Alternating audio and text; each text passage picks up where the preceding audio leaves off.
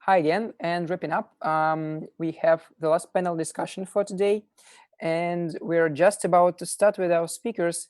Hi, Adi. Hello. How are you? I'm good. How are you? Also good. Can you see me? Can you hear me? I can hear you. Great. Perfect. So I'm yielding the stage to you right now. You can start the panel, introduce yourself, and other guys, have a great one. You too. Thanks. Thank you. Thank you. Okay. So hello, everyone. I'm Adi from Huuge Games. Our panel today is about product hacks for better monetization. It's actually one of my favorite topics, talking about the relationship between product and monetization. And like a quick intro before everyone introduces themselves. So basically from the summit description, while product and business are typically two different disciplines, in today's reality, product designers are getting more involved in the business processes, especially in designing an app that will monetize better. And it makes sense, total sense, as product owners know their user best. In this panel, several app publishers, which will introduce themselves in a minute, we will share what features you added or tweaked to increase your monetization, what worked and what didn't, and also we'll talk a bit about the relationship between product and monetization. So first, I'd like each one of you to introduce yourself.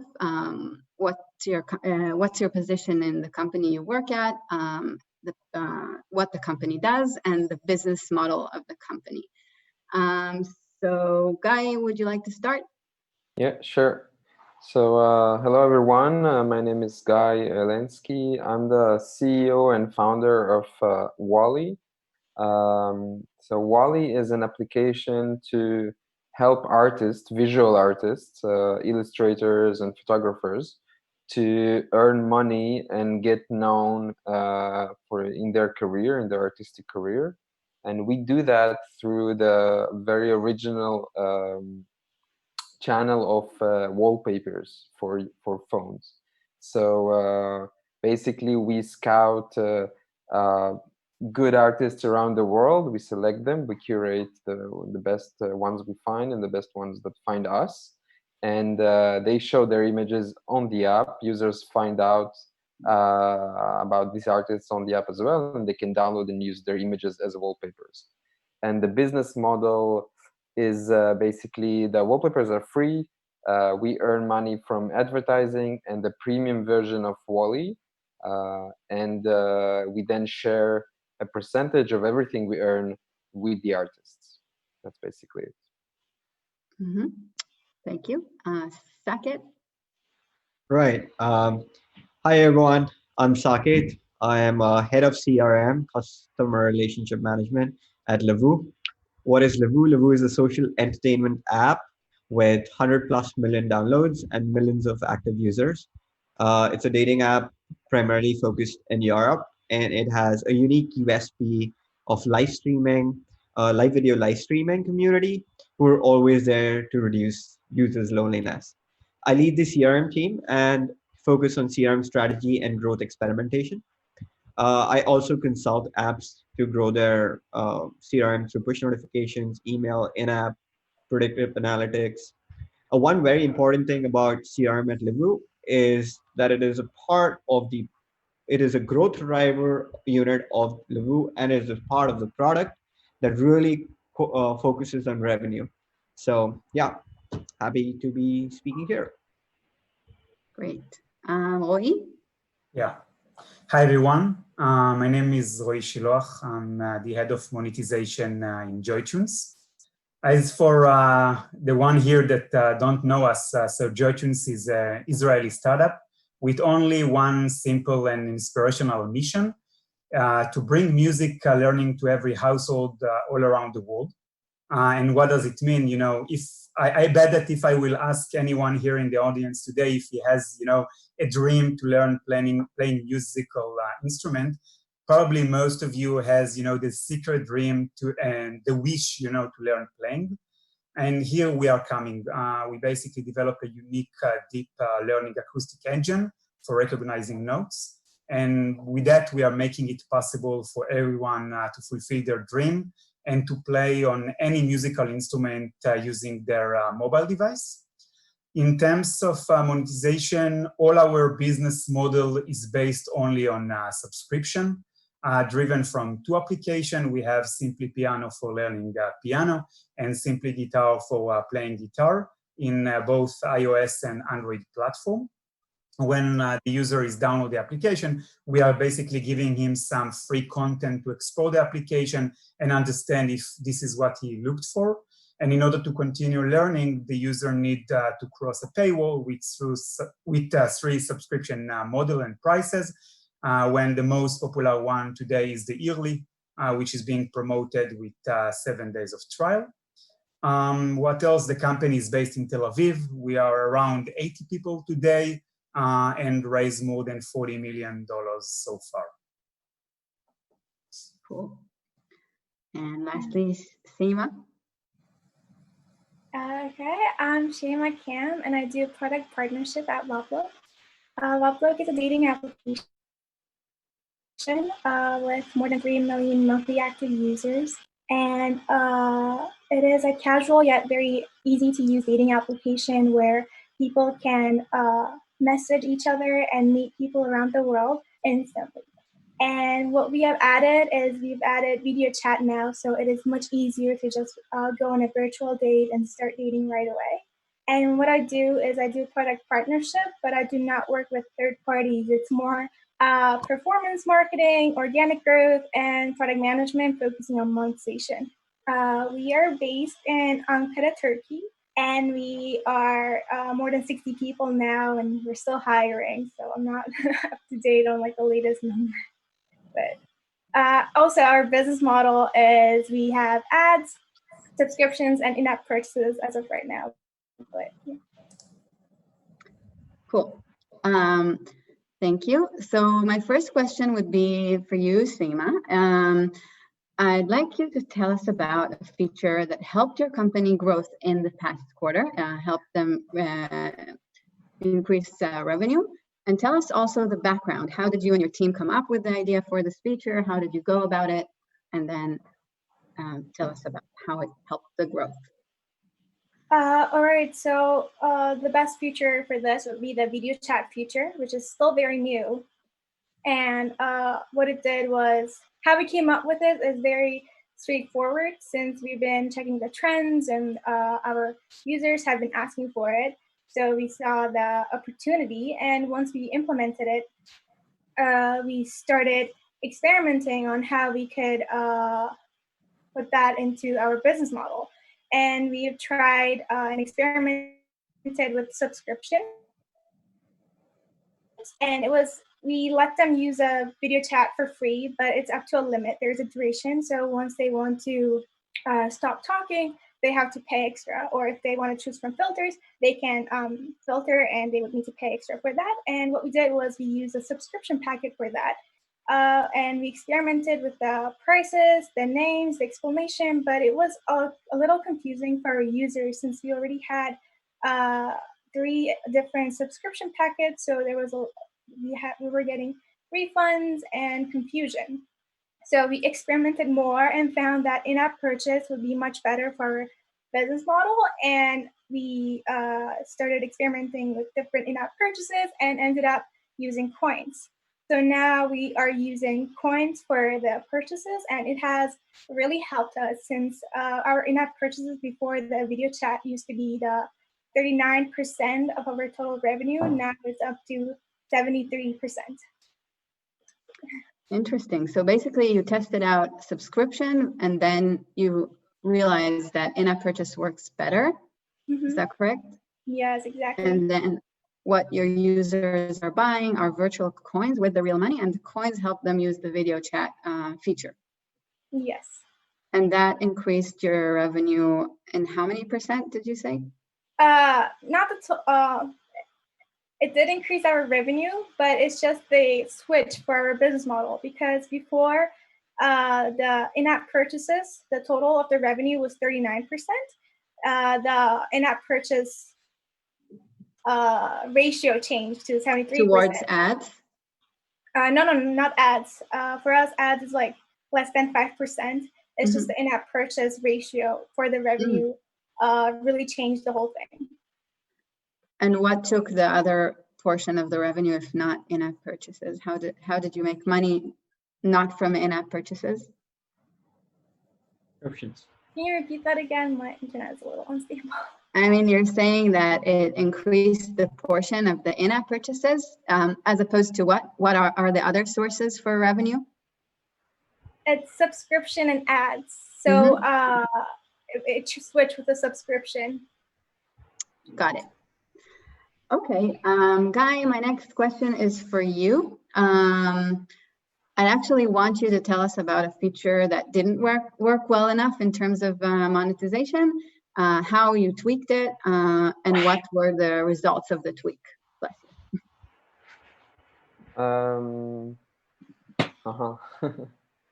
We are always, as everyone, I think, in the mobile world or any online business, tweaking and trying to improve everything we're doing. But if let's say one maybe feature that didn't work is, and it's surprising because we had a request like very often from users to add the feature of being able to follow the artist. So on our app we have the core is the artists that share their images, and they wanted to follow artists and be informed when their artists are posting new images. So we were very excited about that, and like that's great because that it fits both our need for more engagement and retention, because if you like an artist you follow, then you get a notification. It's not like us notifying users about something generic. It's very personalized. And so we were very excited about it, and we developed this feature. But unfortunately, and like we were sure that it's going to increase retention, and then for monetization and people wanting to buy the premium version of Walli because they want to support the artists, and it will click more on the ads because they will spend more time in the app.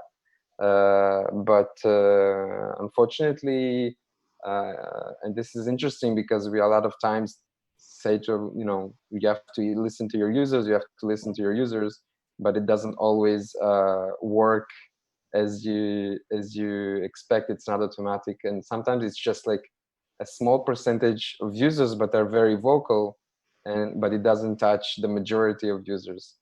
So this specific feature didn't have a big impact. It did make a lot of users that wanted that happy, but it didn't make a big impact on the overall monetization and retention of the app. And it's still there. We are not kind of there's not much we can do to improve on that, but we move basically to other things that work better for our monetization and retention.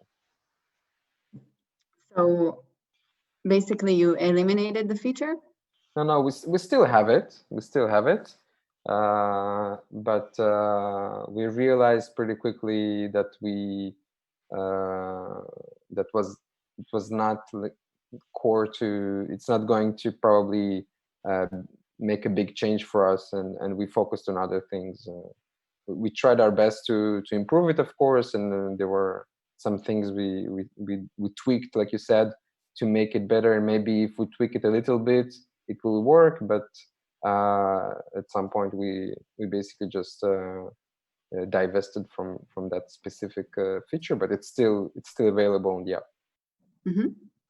Interesting. My next question is for you, Saket. So sometimes the relationship between retention and monetization is complex. Some say they even contradict each other in a way. I'd like us, it's quite of a generic question. Tell us how you see the relationship between the two, the retention and monetization. That's a great question. So we have launched product features that that has really impacted user retention, but not monetization, and vice versa. So let me start with an example of like the one-on-one live video, right? So we launched it during one-on-one live video within the dating section of the app during the COVID time, so that users can really connect with each other, not just in terms of a live streaming or something, but really connected via a video call, right? Like just like WhatsApp calling. So the intention of this was to increase engagement and ultimately drive retention, but not necessarily monetization, because we wanted to have empathy for the users during this time. So again, that didn't lead to monetization, but we had another feature that we had launched during the early part of the funnel. So in the dating app, the early part of the funnel is very important. So we launched a POS upgrade to premium immediately after registration. So which even created a quick value for users, like after creating a quick value of aha moment. So that showed an increase, like a POS to point of sale to upgrade to premium, but it dropped the retention. So, but it did not. So it increased the subscription conversion by double-digit percentage, but did not but dropped the retention. So that was a early part of the funnel. So I have like three fundamental on retention and how I inform my strategy to that. So one is I believe that retention is about building and deepening habits. So this is users or customers that retain because they have built product habits. So the strategic question I ask here: how have the habits of our customers changed, specifically during COVID times, broken, strengthened, weakened, at what part of the funnel? Second, fundamental is retention is not about revenue; it is about usage. Retention and revenue is the output of retention. So and usage leads the way. And so the question I ask here is like, how has usage of my customer base changed or changing? What are the patterns that is changing, and what proactive strategies are we taking to make a change and have a right input? So when input, so I mentioned retention is the output, and revenue is the output of retention. So the retention is the output of inputs, and the inputs that are, which is activation, engagement, and resurrection. So, and these are the three things that we really focus on in order to get more retention. And the question that I ask here is that which inputs, which is activation, engagement, or resurrection, do I need to press on to get my results of my fundamental one and two? So yeah, that's about it. So basically, you say some of the features are increasing retention, some increase monetization, and in general, they affect each other. So can you tell us about a feature that helped both? Right. So we definitely had like live video, like say live video feature that we launched in a separate section of the app uh, where that feature actually enabled community, which means that the product feature was just like a feature, but it actually engaged a lot of these community people to come on board. Like example, during the COVID times when all the bars, clubs, and everything was shut, so people came on board in that particular feature of live video, like DJs and singers and all these people, and they brought their community and engaged with their community. And so this strengthened the retention as well as monetization because they want to pay. So yeah, it worked really well. Amazing. Thanks. Following the relationship between the two, do you think monetization and product should be two separate teams or one? What do you think the advantages and disadvantages are of each of the options, and how is it structured at JoyTunes? So first of all, I fully agree with Sakat, and I think that it's a great question. Not sure that there is even one answer for that, what is better and what's not, because I think that it's really different among companies and product. I can give my 2 cents here and to share how we are actually tackling this issue in JoyTunes. one of you can decide. So, you know, before joining to JoyTunes, it was actually one of the most popular topics which I used to face in all my previous position. It seems that there was always some tension between the monetization side, which always labeled as the one that only care for the money, even on behalf of the user experience, and the product team. But, you know, when I've joined to JoyTunes, and right now, as mentioned earlier, we are only based on subscription. From monetization perspective, I really don't think that you haven't even have the privilege to build your strategy, your monetization strategy and plans based only on monetization point of view. Product inputs and involvement is almost critical to any good plan and success. First of all, you know, being able to convert users with low intent to your product, just, you know, by optimizing the funnel, will eventually increase your subscribers' churn. And second, mainly in subscription product, when retention is a significant factor in the growth loop, there is no gain by converting users that you won't be able to retain and to provide them value during their subscription period. If I have some time, you know, just to give you some real example from our business in JoyTunes, when a user downloads the application, we basically differentiate between two types of users that are installing the app. There are users which we identify as the ones with the high intent to learn, and they already have an instrument next to them to start playing, while there is still significant group of users who still don't have an instrument next to them, and probably their intent to start learning is much lower than the first group.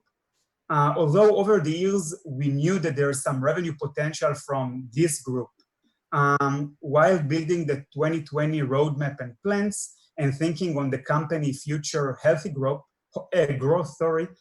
we constantly decided that the monetization team is not going to focus on users with low intent, and all our product look and success measurement will be based only on the first group with the high intent.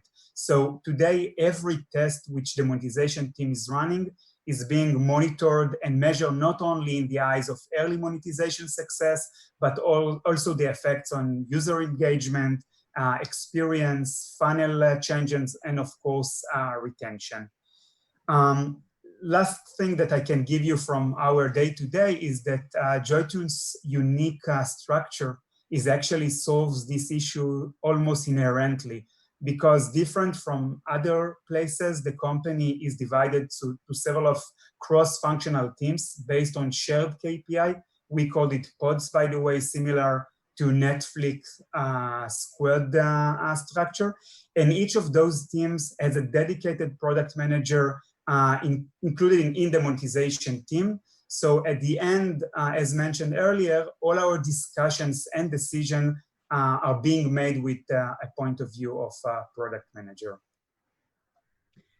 So you have a product and monetization team, or they are in one pod? Yeah, in my team, the monetization team, we have a dedicated product manager. So every decision is being taken in both eyes of monetization and the product.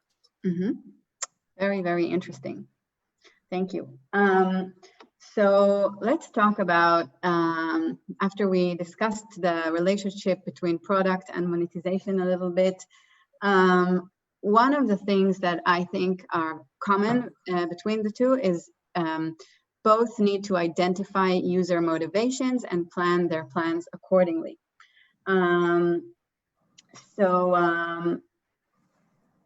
Guy, can you describe a motivation among your users that you identified, and how did you go about it with your roadmap planning? There is something we actually quite recently identified and became more and more central to our application, is that when users arrive to the app, they're extremely positively surprised by the quality of the content that we have, and this is because we pre-select the artists and we only select like really good artists, and the content that gets to the app is already curated. but so we have very positive reviews, and then after a while we see that users are stopping, like there's a churn. We also get feedback that the variety of the images is not enough.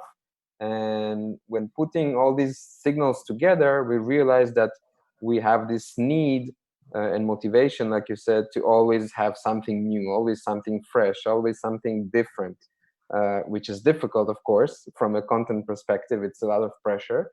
But we do have a very large catalog of images. We have 400 highly curated artists. We have 15,000 images. And not all images are obviously visible by the users. You know, they get to the app, they scroll a little bit, they see the images. So we know that we have that, but we do realize that we are not doing that as well as we want to do it, because we see that this need of always freshness, always new, is not replied to everyone. So what we're doing now is we're working hard together with the artist. Actually, it's interesting collaboration. The artists are not only sharing the images with us, but now they're also helping us to create curated collections of images on very large scale of content and topics. And this way, the users not only get always like the new images, but they also have like, it's almost like the playlist on the music apps. So they have a point of entry to a specific collection that we curated for them from all our images. And these collections are new every week, and we're showing maybe images that are older, but they're still good, because for images there is no this thing of you know, it's not like a news. An image from 5 years ago is still good today and will look good. So we're trying to resurface everything that we have in the catalog through these collections. And the other aspect is personalization and trying to show users based on their taste and what they like before other images that we have, but you know, that they haven't seen before. So there's really this motivation of always something new, always something fresh that we're trying to reply on. Interesting. So going forward on user motivation and what users like or don't like, Roy, can you tell us how do you identify what your users like, don't like, what they want, what they don't want, and how do you go about it in your roadmap planning? Yeah, this is the most important, you know, the question of monetization. So I think that, you know, as all of you know, the basis for every good monetization initiative is basically a very simple solution how to best optimize the monetization revenue equation, which is, you know, the number of paying subscriber, the conversion rate, and revenue per customer, which is the ARPU metrics. And when we are looking on this challenge, we are usually looking on 3 different tactics. The first one is the value of the product, you know, how you as a monetization or product team identify what is the real need of the user and how you can provide it to them. The second one is the value proposition, you know, which is of course how the user is actually perceive your product and seeing it, sorry. And last but not least is what we are framing as the psychology behind the user decision to make the purchase. And you know, when we are looking on those 3 different options, while trying to answer how we are creating the monetization roadmap, I think that we should look on them differently, because while in the first 2 options, there is basically no secret sauce rather than listening, talking, understanding, you know, your product, your users' pains and needs.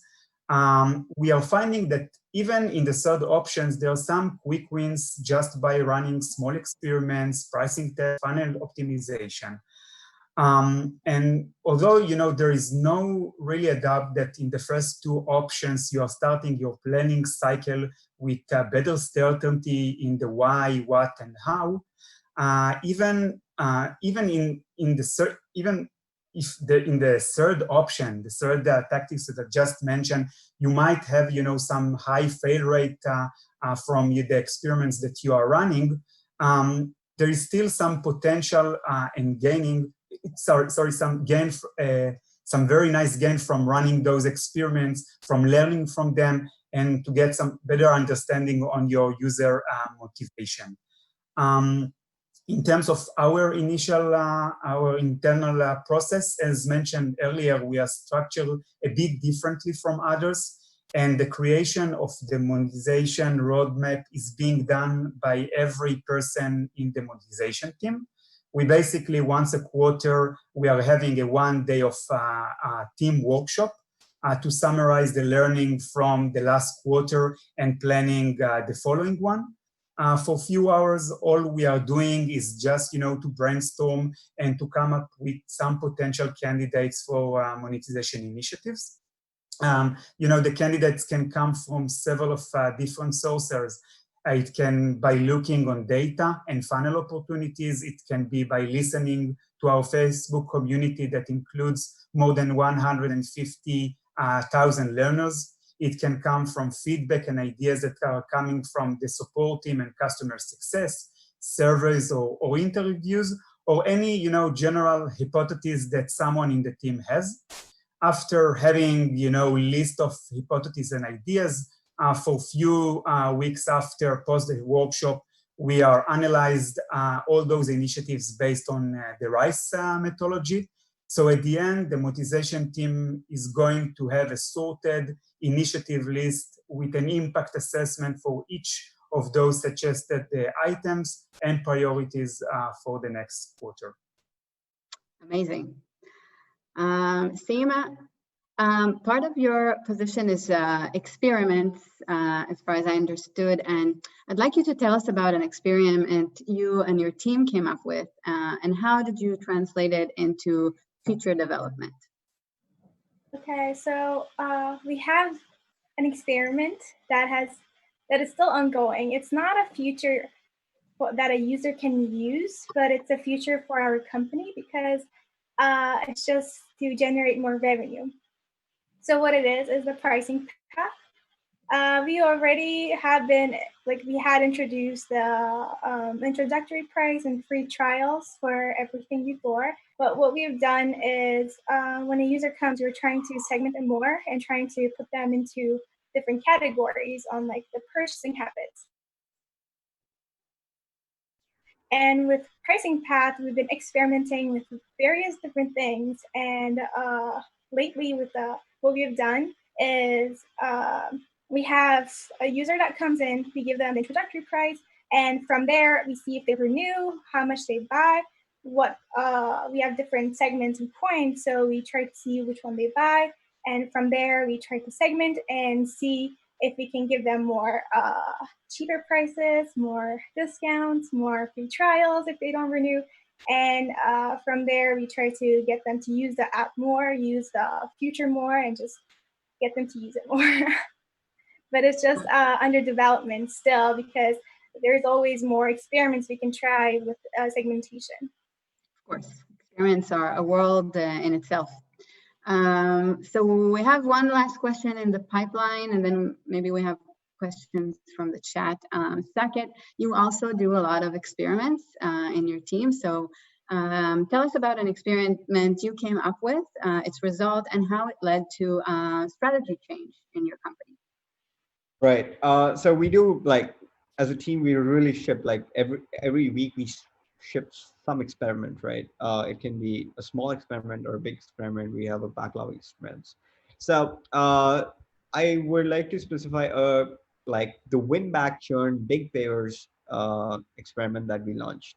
So what happens is a general conventional app, like any app, what they do is when a user goes away, if it's a subscription, we tell the user, hey, it goes away, come back, blah, blah. You cancel the subscription, win them back, give them a special offer. If it's a single purchase, then we try to monetize with some special offer. So those are standard norms. If in e-commerce, we try to resurrect those users, tell them recommendations, give them promo code if it's a food delivery or something, right? But here we wanted to do something really different. So we really deep dive into to win back churn payers, to make them payers again. And a churn is defined by a user who has not paid for at least 40 days. And this and we wanted to grow our monthly revenue by a significant amount of this big pairs. So after like smartly using recency, frequency, and monetary framework, we identified three churn paying segments. First was churn big pairs, churn new pairs who made a purchase once and then stopped paying, and then potentially churn pairs.